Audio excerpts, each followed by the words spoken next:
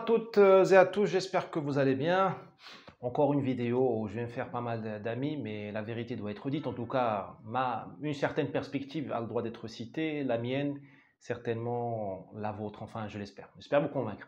Je voudrais établir un parallèle entre le régime français d'aujourd'hui, je dis bien le régime, je ne dis pas le gouvernement, parce que les gouvernements changent, mais les élites, les oligarchies sont les mêmes, de droite, de gauche, c'est toujours la même chose. Et contre ce régime d'aujourd'hui et le régime de Vichy. Pourquoi? Parce que Vichy est omniprésent. Le point Godwin est partout, on ne cesse de nous renvoyer vers les heures sombres de l'histoire, on ne cesse de diaboliser Pétain, Vichy, tout ça. Pourtant, nous sommes dans une époque vichysoise, nous sommes dans des circonstances historiques comparables, toute proportion gardée, avec Vichy. Bien sûr, il ne faut pas mettre les deux choses sur le même plan, mais les points d'accroche sont absolument saisissants. Premièrement, Vichy est un gouvernement qui a donné la souveraineté française à l'Allemagne. Il a rampé devant l'Allemagne. Très bien. On lui reproche, à juste titre. Bon. Ben, que fait le gouvernement Macron? Qu'a fait Sarkozy? Qu'ont fait Hollande? Macron étant la quintessence. Ben, il a cédé la souveraineté française aux Allemands. Je vous rappelle que M. Macron a même envisagé ou laissé dire que l'arme nucléaire française pourrait être partagée avec les Allemands, que le siège de la France à l'ONU pourrait être un siège partagé avec l'Union européenne. Eh bien, Pétain n'a pas fait autre chose. C'est abdiquer la France et l'intégrer dans une construction dirigée par l'Allemagne. C'est mon deuxième point.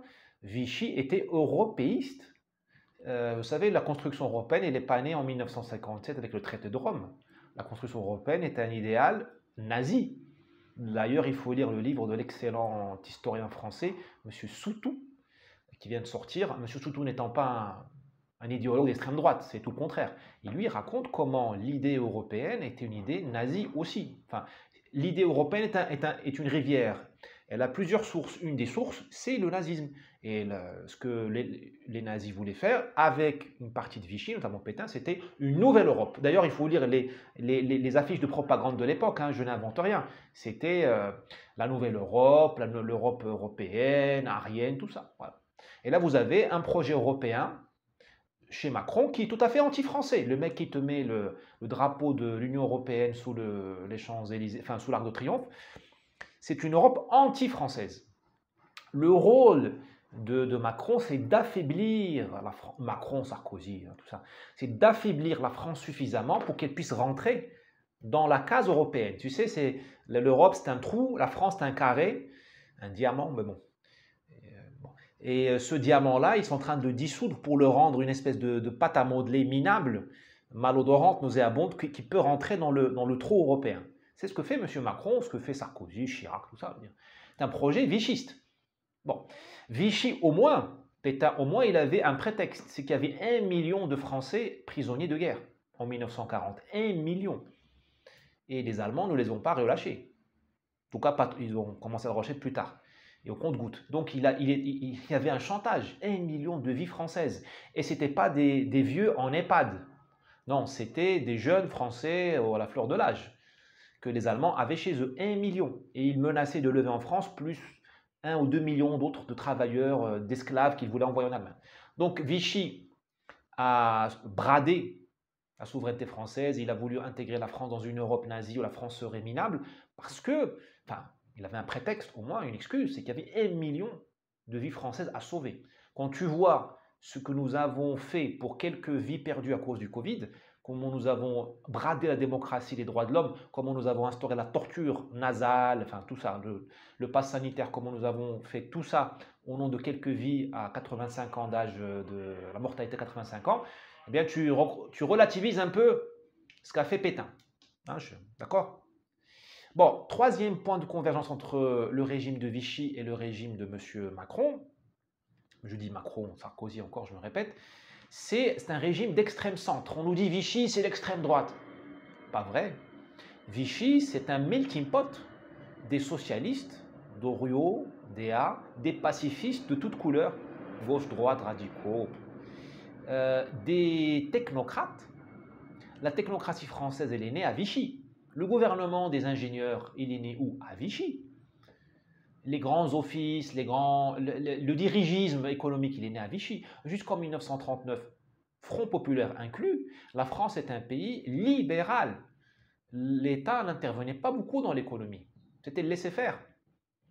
C'est Vichy qui a inauguré l'ingérence de l'État et qui a mis le primat de l'intelligence des technocrates comme étant les grands ordonnateurs, les grands chefs d'orchestre de l'économie française.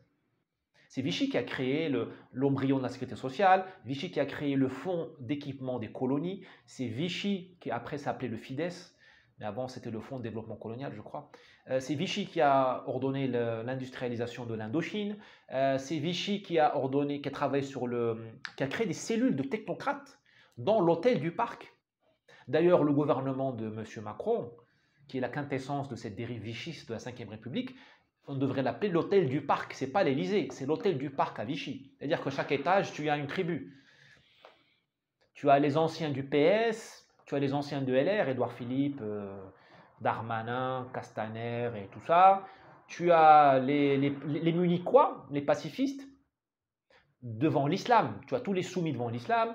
Dans Vichy, il y avait des homosexuels. Là, je vous invite à lire l'excellent livre de M. Buisson qui s'appelle Les années érotiques, je crois. Ça fait longtemps que je l'ai lu, où il te raconte, Buisson, il y avait un lobby gay dans Vichy, notamment à la propagande, à la radio à l'époque. À l'époque, il n'y avait pas France Télévisions. Il y avait la propagande se passait à Radio Paris, je crois, ou Radio Vichy, je ne sais plus, il faudrait regarder. Et il y avait des homosexuels militants, avoués, tu vois, ouverts, hein, c'est pas dans l'éducation. Très bien. Donc Vichy, Vichy, c'est une synthèse, c'est pas l'extrême droite, c'est l'extrême centre. Tous sont venus servir un projet de soumission à l'Allemagne, européiste, un projet transclassiste, parce que c'était, pas transclassiste, transidéologique, parce que c'était la bourgeoisie française dans Vichy.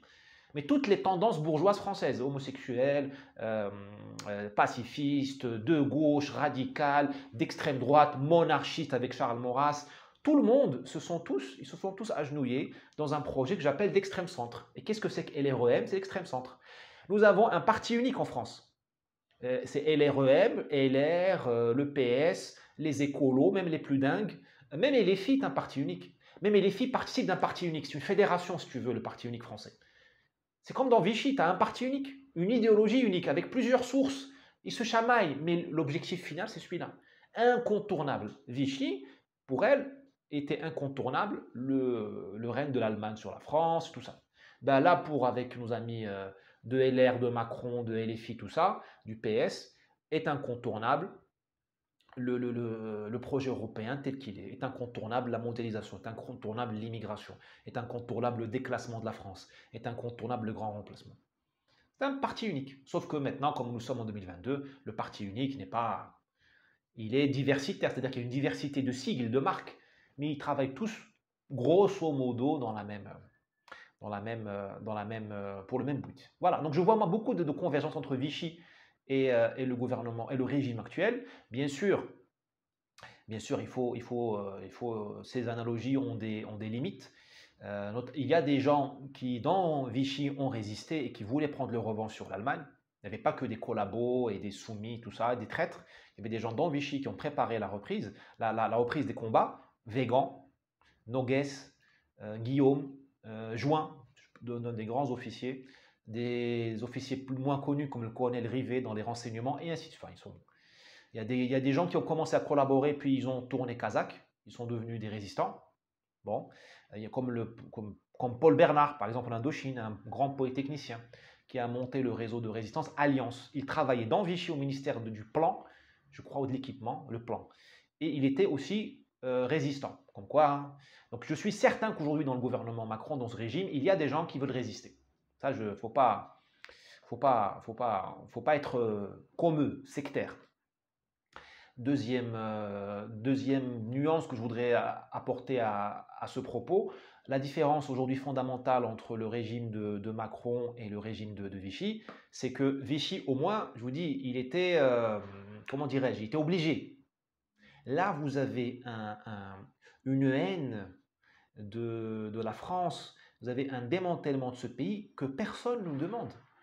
personne ne nous demande de le mettre à quatre pattes. Personne ne nous demande d'être comme ça, de vendre le match, comme on dit chez moi. C'est une maladie auto-immune. Ce qu'est le régime de Macron, qui est la quintessence de 20 ans de gauche-droite, c'est une maladie auto-immune. C'est la gangrène, ce pays gangréné. Et il n'a pas besoin de l'immigration, il n'a pas besoin des étrangers pour tomber dans le trou. Il a creusé sa tombe tout seul. Voilà, j'espère avoir été convaincant, avoir été utile à cette réflexion. À bientôt.